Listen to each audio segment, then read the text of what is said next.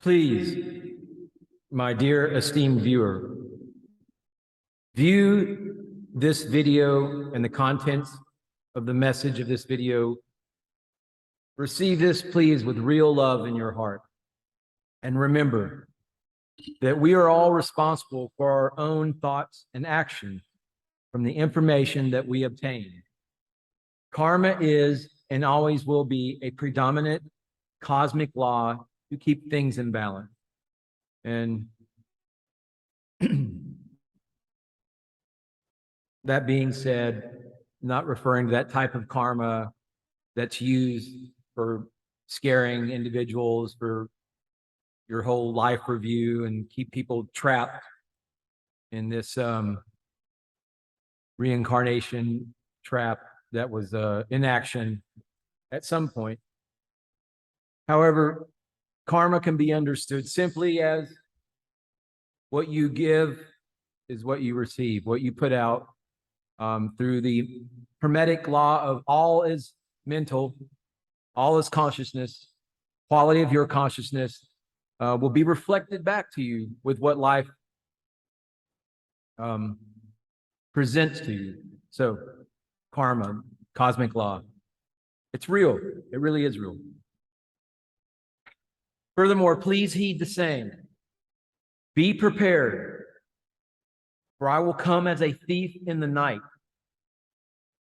For as often extolled, there are multitudes of parables having various arcane information within for those who honestly and truly seek the Gnosis of life.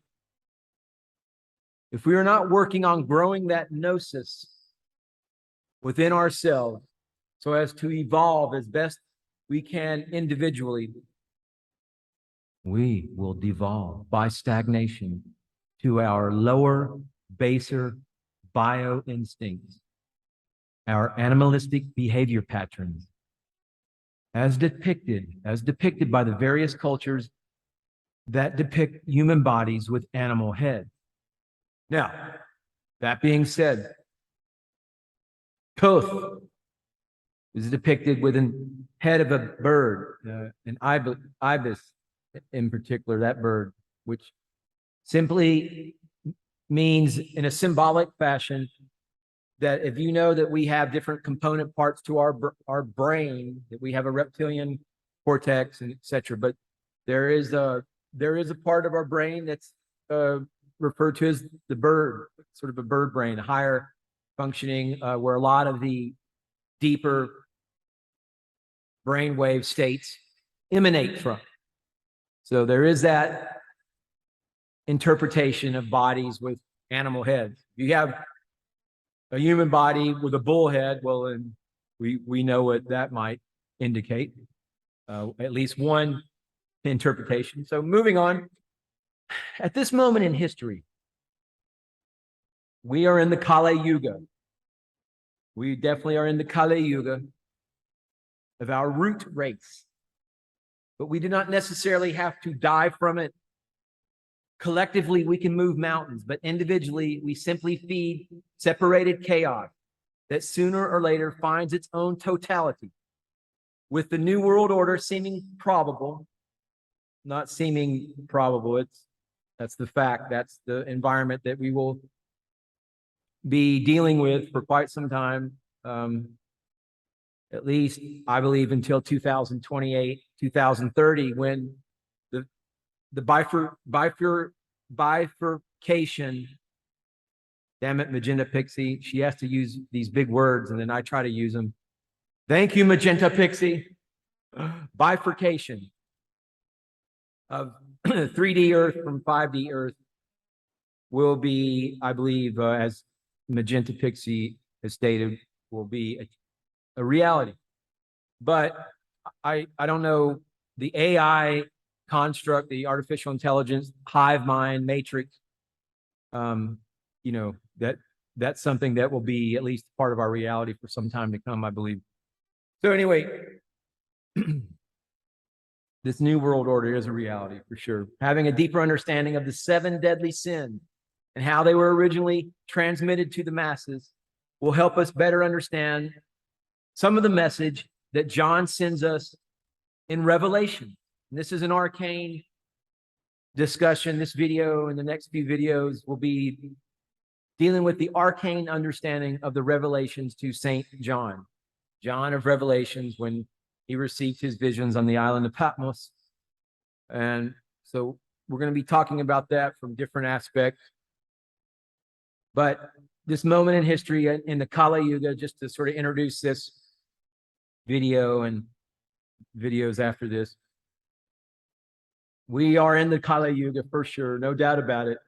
If you're attempting to live through your ego at this point in time, then welcome home sanitarium. Welcome, it's absolutely to attempt to live through your ego at this point in time. It's deadly. It's not healthy. You won't be really getting anywhere with that as your reference point, dealing with the changes that are taking place, the collective chaos. But essentially, I want to end that video with this message that collectively we can move mountains, but individually we simply feed separated chaos that sooner or later finds its own totality. All right. So the 7 deadly sins, mentioning that's what locks you into this matrix, the AI, artificial intelligence, hive mind matrix. Living with any of those vices, 7 deadly sins, you're a slave. You just to put it bluntly, living through your ego, you're a slave. You're a slave to all that. That's how all that, it feeds into that. And that's really the mission of anything at the heart of what message I try to convey, essentially, is pointing out that fact that,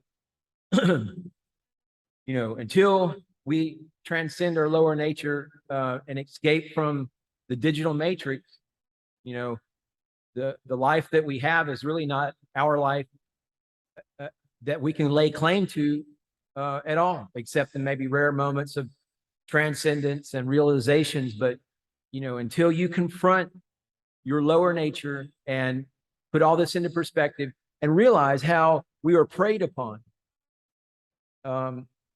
till you get that straight in your mind and confront it and transcend it,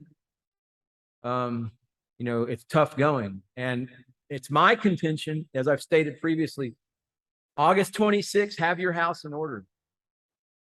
There is a huge something brewing on our sun, and a lot of the scuttlebutt, so they speak. If you see a lot of the people putting out videos, they're talking solar flash, whether or not it happens or not.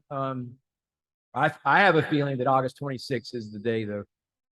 And it's something I sense that, I constantly, speaking from my own self, I constantly monitor myself for getting into negative thought patterns, allowing my imagination or emotions to, kind of run wild. And so I'm constantly mindful of that. And if I find that I'm kind of like heading in a certain direction, I'll do something, really quick to kind of change that energy. And it is really energy that we get caught up in. So my message would be to, be particularly mindful of your energies. Realize that your ego and trying to live through your ego is insanity. It's deadly, and it's gonna it's unless you're just, that's your, what you want, and you're, of course, because we are on a free will planet. So it's everyone has their path that they choose. I just know, going down that certain path of the ego, that it's ultimately, it's not rewarding. It's not ultimately, it's to me, it's not interesting, because if you think about it, it's very easy to placate your ego, to commit to a course of action that somehow you feel justified to.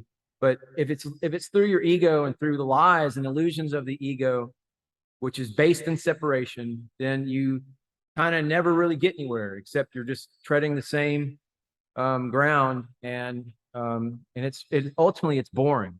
because there are much higher, transcendent, more interesting, much more rewarding states of being that transcend the ego. When you plug back into source, the wonder and the magic of life is incredible.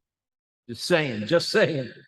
So hit that subscribe button, you know, get up on the level. Namaste. Namaskaram.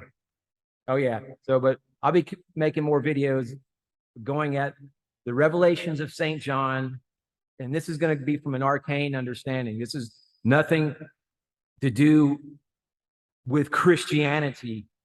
Okay. So this is going to blow, if you're open-minded and open to learning a different aspect of the truth, and you're not, don't expect this to be what your preacher on Sunday has been hammering away at. For this is all stuff from an arcane perspective. Okay, it's not your typical